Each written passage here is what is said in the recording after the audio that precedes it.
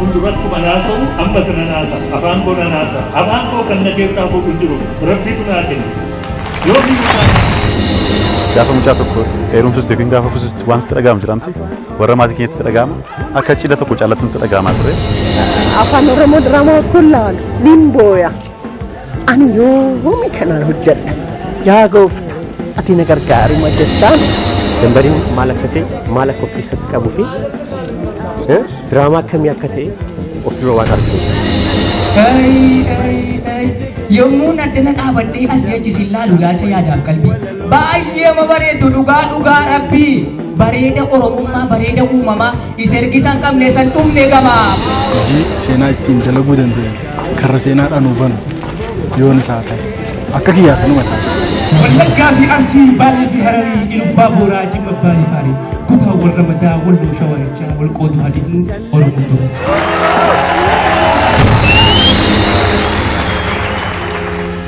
Abraham Meja, Mejuel, Mejuken, Bari Naga, Wara Bari Naga, Ala Ori Naga, Wara Fori Naga, Neri Naga, Eti Naga, Ala Dalchi Naga, Ala Kurmi Naga, Ala Ori Naga, Or Nagaya Kawaki Naga Nugu, Ola Naga, Ole Bulla Naga, Waki Robe Ala Tambaragu, Lendo Merkete Okolegu, Naga Waki Nugu, Or Nagaya Katisaule Nagaya, Tisaule Naga, Elemaga Adin Naga, Tisa Nagaya Panegan, Nageni Olega, Mijai, Karra Mijai.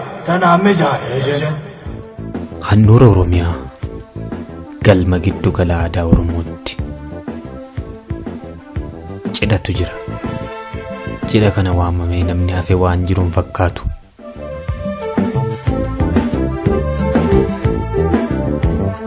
Galma aadaa keenya eegaa seenaaf keenya kallacha tokkummaa.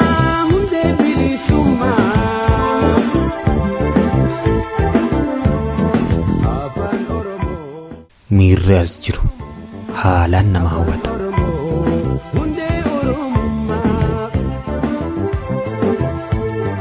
Keessummoonni bakki taa'umsaa hanqannaan galma guutanii kaan dhaabatanii waltajjii bal'aa misirrootaaf qaamaa qalbii gumeessaniiru.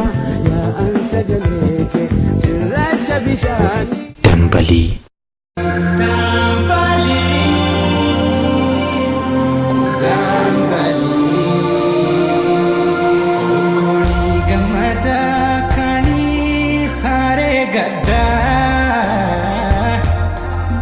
Dambalii jiruutu kana hunda fida. Dambalii jiruudha qabdii waloo gaadhuu kan tokkoof sadoodha.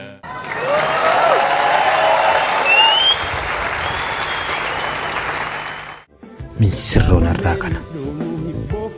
Dambaliin diraamaa dheeraa kutaa 70 qabu kan jiruuf jireenya hawaasaa bu'uureffatee qophaa'e. Sirna eebba diraamaa kanaa irratti keessummoonni kabajaa fi taatonni diraamichaa bifa addaatiin simataman.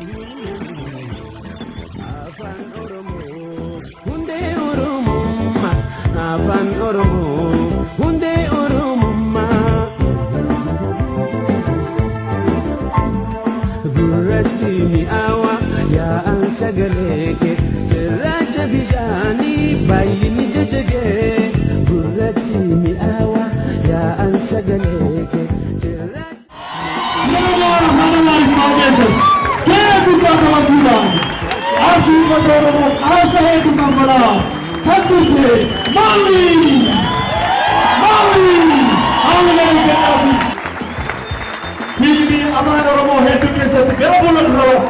Abdi kita kan sana, ulfata kan tu masih dijajah. Oh ni yang jasa director api, pereza drama Dambali buat itu jasa masih juga. Semua cuan dengan dua kita kau mereka nabi, habis ini tinggal kawan.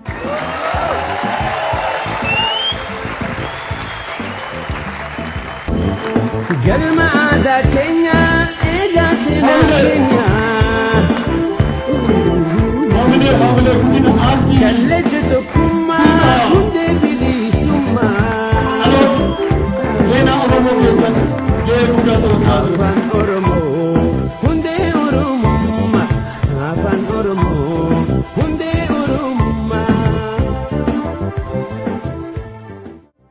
barreessaa fi daayireektarri diraamichaa dargaggoo Liyaad Guddataa keessummoota isaa erga simateen booda bu'aa bahii diraamicha hojjechuuf keessa darbe hirmaattotaaf ibse. Waltajjiirra namni obbo galatoomaa jechuun waan baratameef miti. Miira dhugaa keessa kiyyarraa natti dhagahamu waan ta'eef. Maaliif fiilmii afaan Oromoo qabannee deemnee nama afuritti mul'isneerra. Haalli hojichaa fi bu'aa bahii inni keessa darbe hirmaattota garaa raase. Namuu waan harkaa qabuutti hin dognoomne. Maaliif barsiisaa maaliif kafaltiidhaan hin taane jechaa turan. Kafaltiidhaan yeroo baay'ee deemnaan bakka hunda deemne hundatti kisaaraatu ture. Har'a garuu sin akkanatti argachuun bu'aa guddaa qabna.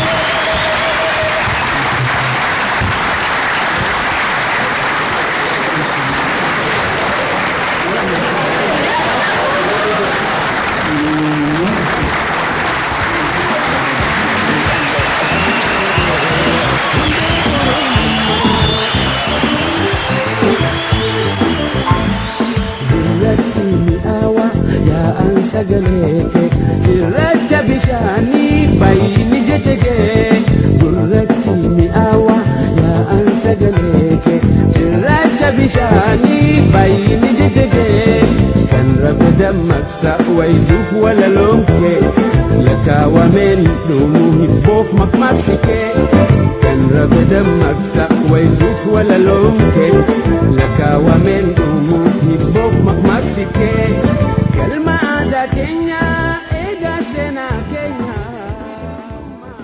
Warra amma waltajjii irratti arginu dabalatee taatonni diraamaa Dambalii namoota 20 oli. Keessattuu namoonni fiilmii afaan biraan hojjetaa turanii fi muuxannoo qaban irratti hirmaataniiru. Pirezidaantii Waldaa Fiilmii fi Aartii Oromoonis ergaan darbu. Miidiyaa walabaa tajaajila Broadcast Serviisii Oromiyaa yookaan Oromiyaa Broadcast Serviisiin baganuu dhalatee baga harka fuunee nu hundi keessan gammachuu qabdanisa. Siyaasa diinagdee fi quuqama Oromummaa keessa isaanii jiruun har'as itti fufee peennaan isaanii kan hin cobne barreessitoota hayyuuwwan Oromoo hedduu qabu. Kun warra hundumtuu namaa mijaa'ee kan hojjetame miti. Rakkoowwan jiran hunda dandamachuudhaan kan hojjetamedha. Akkasitti yoo ifaajameef harka wal qabannee tokkummaa dhugaadhaan wal ijaarree artii keenya kana caalaa dagaagsuuf yeroon itti dandeenyu ammumadha. Carraa kanaan as keessatti barreessitoonni jirtan dhaamsan isinii dhaamu aktaroonni baay'een iddoo kana jiru warra har'a asirratti argitan qofaa miti dudduuba kanas kan mooraas ni jiru halqa wal qabannee hojjechuudhaan artii Oromoof eenyummaa Oromoo daran guddisuu kan danda'an hojiiwwan adda addaa gadi ba'anii yeroon itti nu bohaarsan fagoo mitiin jedha mee harka keessanii kadhanaa kaleessaa. Xumura irratti taatonni diraamaa Dambalii yeroo keessan laattanii wantoota mijaa'aniif hin mijanne keessatti gatii isinirraa eegama hunda baastan gatiin keessan artii Oromoo guddate, artii Oromoo ol ka'e, artii Oromoo dhaabbatee ijaajjee deemee dhaloonni duubaa dhufu sinaa yaadatu. Eebba guddaa dhaloonni baay'een hin yaadatamne dhaloota adda addaa yeroo itti yaadatamanii yeroo itti kana caalaa hojjetamudha. Yeroon dhufu yeroo itti artiin Oromoo kallattii hundumaan itti dagaagudha. Hunda keessaniif umurii guddaa yaada yabbuu tokkummaa guddaa fi carraa artii Oromoo kana keessatti isin gumaachitan kan jiru ibsuun barbaada. Ulfaadhaa fayyaa ta'a. Sirna eebba diraamaa Dambalii irratti tokkummaa fi egeree artii Oromoof miiraa fi sochii dhaloonni agarsiise hedduu nama boonsa.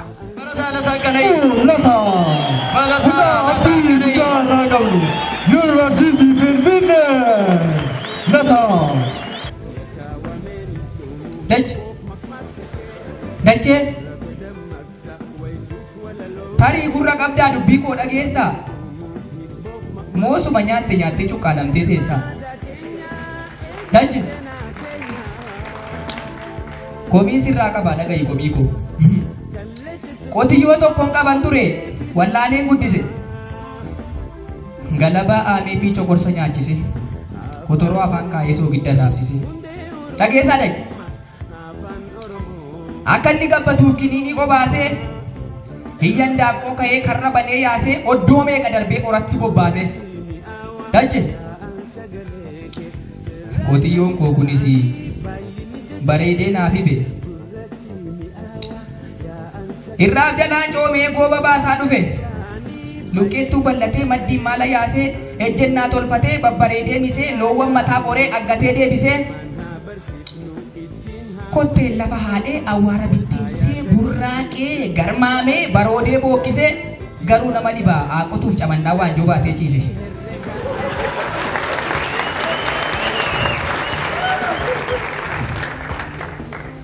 Dache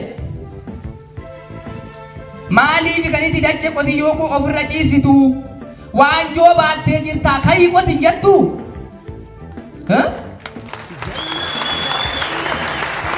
dache otuuni abdadhu otuuni eeggadhu karaa tafaa dhangaan koo akkamittiin imaanaa baatee sirra ciisa sangaan koo dache yoo ittiin tettimii qotiyyoo koo kaasi bakka inni ciisu yookaanis ofumaa camadameen ofuma konqota malee an qonnaa koonniisu.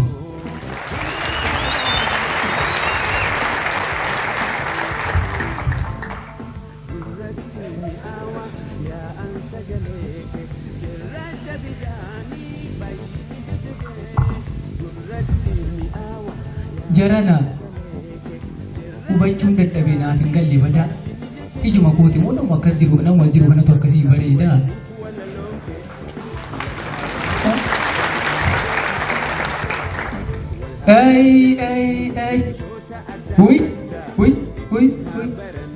Dagadheeni malee natu daguu jabaa silas Oromoo keenya bokkisaa maal qabaa.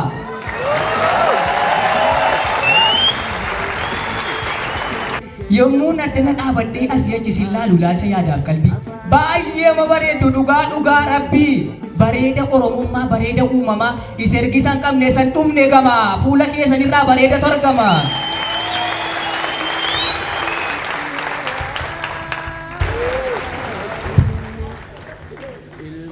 Aartii Oromoo guddisuu fi lubbuu isaanii dabarsanii kan seenan boolla dhibii malee innumti afaa anuma duwwaadhaan akka tulluu ii ta'u ani goota ofiin jedheef goota jechuun danda'u.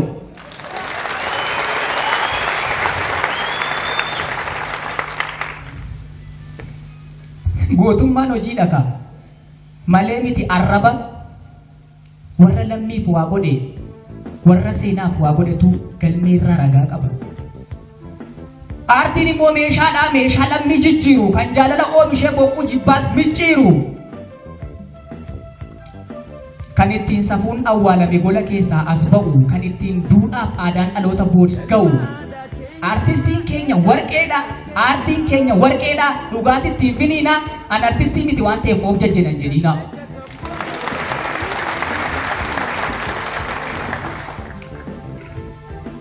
Namnillee aartii qaba. Biyyillee aartii qaba. Aartii xinnaa fi guddaa. Garuu aartii Oromootu sagan namaarraa adda. Otuma ukkaamsanii, otuma caccabsanii, otuma awwaalanii awwaalamee qaba'ee itti tollaan miti jifuu eeboo gajjallaadhaan jiraatee maarra ga'e.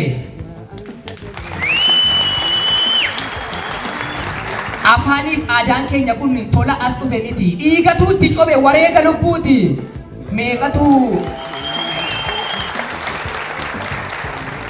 meeqatu afaan kanaaf meeqatu aadaa kanaafi eelees diimataa irratti abidda awwaadame meeqatu du'ee fooniif lafeensaa allaattiin nyaatame afaan duwwaan dubbannuti ragaa qabna lafee meeqatu manaa ba'ee ijoolleef maatii isaa tutuun deebii nafe silaa maal goonaa miti boolla keessaa baasuu boo dandeettii isaan qabnu abbootii aartii wareegaman bakka teenyu gaanii al takkaa yaadatu.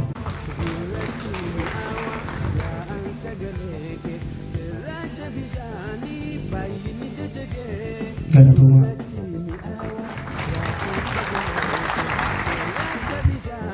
Artistiin faaya sagalee aartii isaatiin kaan haamileen wal faayee waltajjichaaf simboo irratti simboo dabale.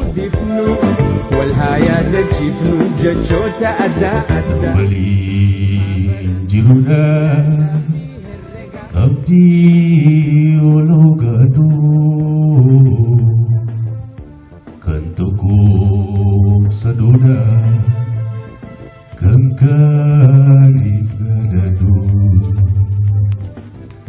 Dambali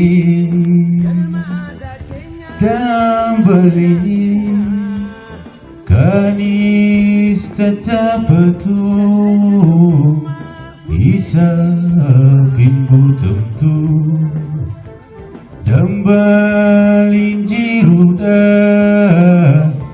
aki sembe kamtu galtu diam hangam dheeratullee galgalu ifaa booda jira barii waan oolu aras jalattus obsaan bira kuti nama obsee dhugaa aannan goromsaati jireenya mo'achuun obsa barbaachisaa waa marti ni tola eeggatee yeroosaa numa taafadhu waan dandeetii keetii abdii hin kootiin ni inshirattaati barayyuu ni qaba sagantaa mataasaa kan ittiin gaggeessu jiidhaa guyyuunsaa keenyaas dhufa oolu barii gammachuuti rakkoon dabartii obsaan bira kuti.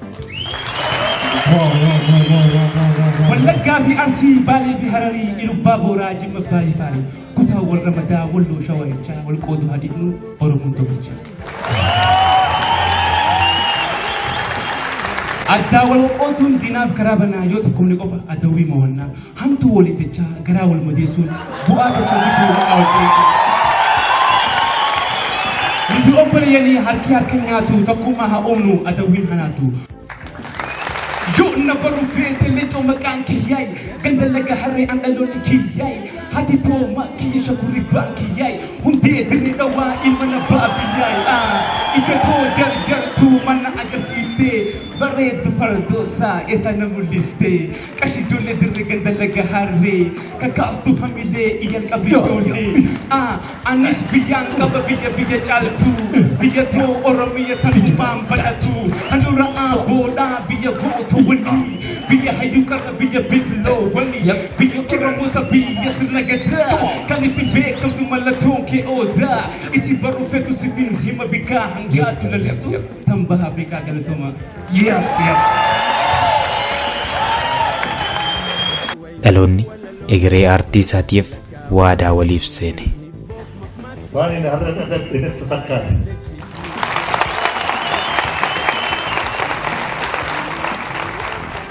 dhalooti koo lixa wallaggaati naannoo noolee kaafaatti ergan biyyaa ba'ee waggaa 40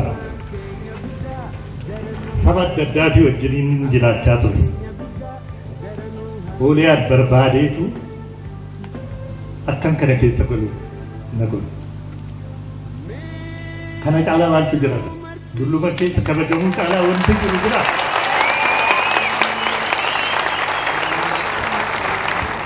afaan ingiliziitiinis afaan gara biraatiinis sabii gara biraa aartii oromoo akka inni boru gochuun nurra jira gara addunyaatti ol geessuun amma aartii warra laatiinii nagarra isaan kan isaan way ispaanisiidhaan hojjetan afaan ingiliziyaatti geeddaranii nutti agarsiisu televizyiinii Itoophiyaas haa ta'u warri gara biraas amma baay'een keessan kan tarkiin ilaalu tarkiin arabiyaan dubbiin isaa garuu itti hojjetamu gara addunyaatti guddisuu hin dandeenye yoo harka wal qaban akka amma waan jennu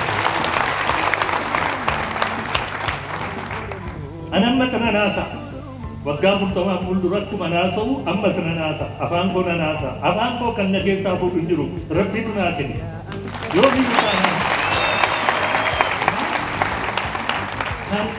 gara fuulduraatti amma umuriin koo jiraatutti karaa barbaadame irra hundumaa aartii Oromootii wajjiniin dhaabbachuudhaaf waadaan galchuu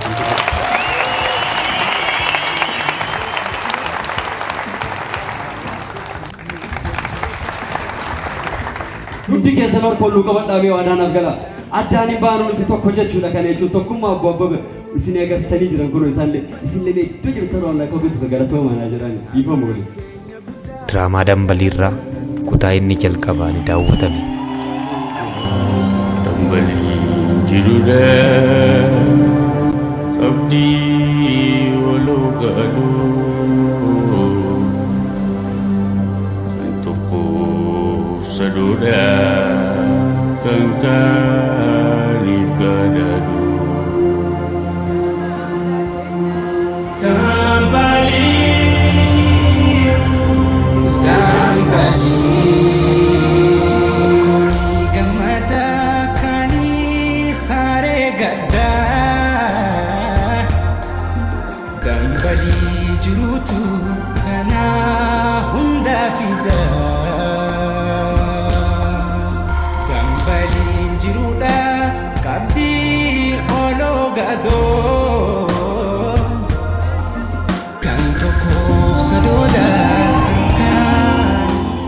Diraamaan kun televezyiinii OBS fi piroodakshinii fiilmii Loomolaa waliin ta'uun daawwattootaaf yeroo dhiyootti dhiyaachuudhaaf qophiinis xumurameera.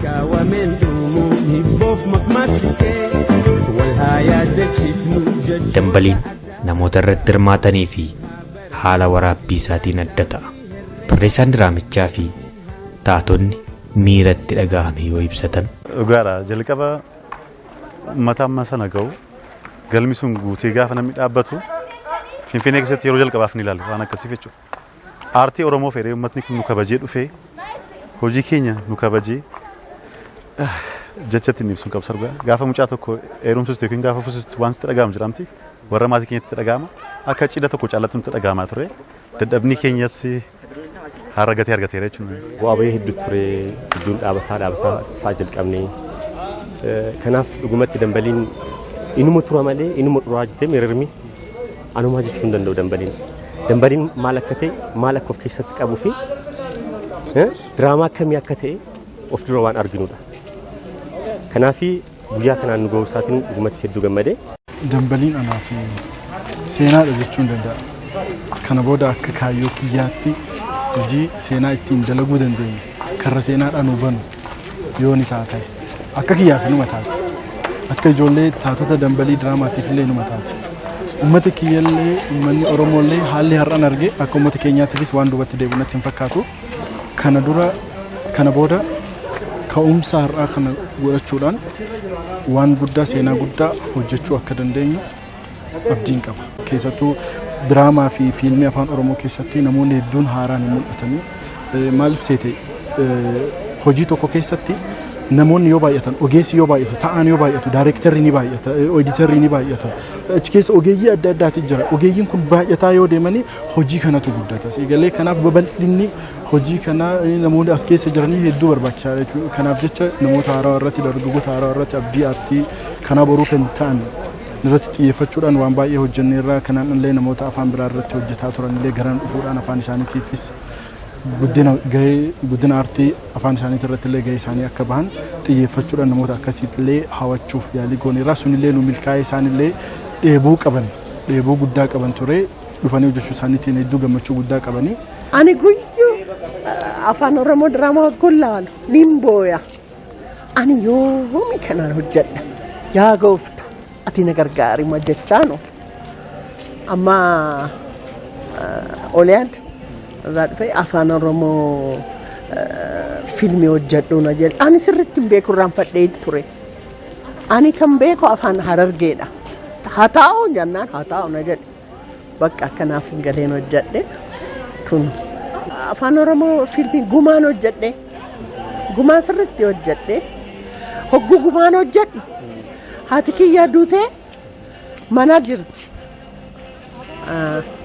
hogguu san teatrii dhistee achiin boochu kanas du'aadha jennanii hogguu barriin dhufeetiin hojii kiyyaa hogguu fixu sirriitti hin boo'e diimaa dhufe arra sirriitti hojjatte almiyyee koona jedhe haati kiyyaa duutee manaatti amma deebi'een awwaala malee kanaaf hin boo'e jedhe kana rimambarsiin qaba. Wanta adda gochisiisu ijoolleen achirratti hirmaatanii loqoda baay'ee haasa'u. Kan Wallaggaa jira, kan Harargee jira, kan Arsii jira. Oromiyaa hunduma ishee dambalii irratti ilaaluu dandeessa. Fakkeenyaaf amma Harargee irratti waraabbii qabna, Wallaggaa irratti qabna, Baalee irratti, Amboo irratti, Arsii irratti akkasii qabnuu fi Oromiyaa irratti deemna. Isarratti dambalii qofaa miti. Gaafa biyya irratti naannofnu magaalaa Oromiyaas beeksisaa jirra. Maal gochuu olkaata harmee? Boqonnaan si barbaachisaa bara.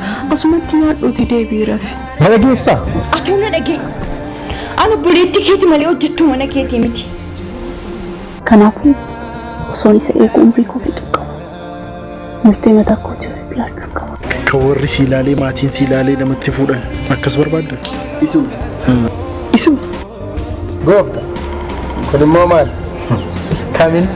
Kan amma si biraa deemu. Osoo waan biraallee ta'e si jalaa ba'uu hin danda'anii miti.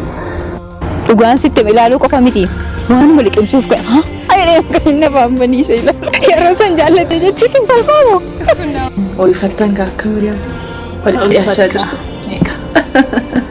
Fidhaatti immoo yaaduu hagana gahu kana akkamitti ittiin kana moggaa mana barumsaa geessuun ani maaliif maqaa kee waamaa naan jetti. Intalli kaleessaa sunu. Intalli kaleessaa? Maaliif attire? Stephen! Stephen! Ayo! Merebu! Amma sih wala kanaf tolo cawale. Amma sama sih kakak. Akkami nagaadha? Nagaa galatasaasi nagaa. Nuti hundumti keenya nagaadha. Deebisee Lakki naa sobsiisi. Indira. Wanni si dhaga'u tokko si jira. Deebi kono dhaggeeffadha. Guyyaa tokkos akkanatti si yaadeen beeku. Diraamaa Dambalii Televezyiinii OBS ni gadda xumurre horaa bula. Dambalii kan diigame jaartii Dambalii akkasiin beekamtii Dambaliin jiru.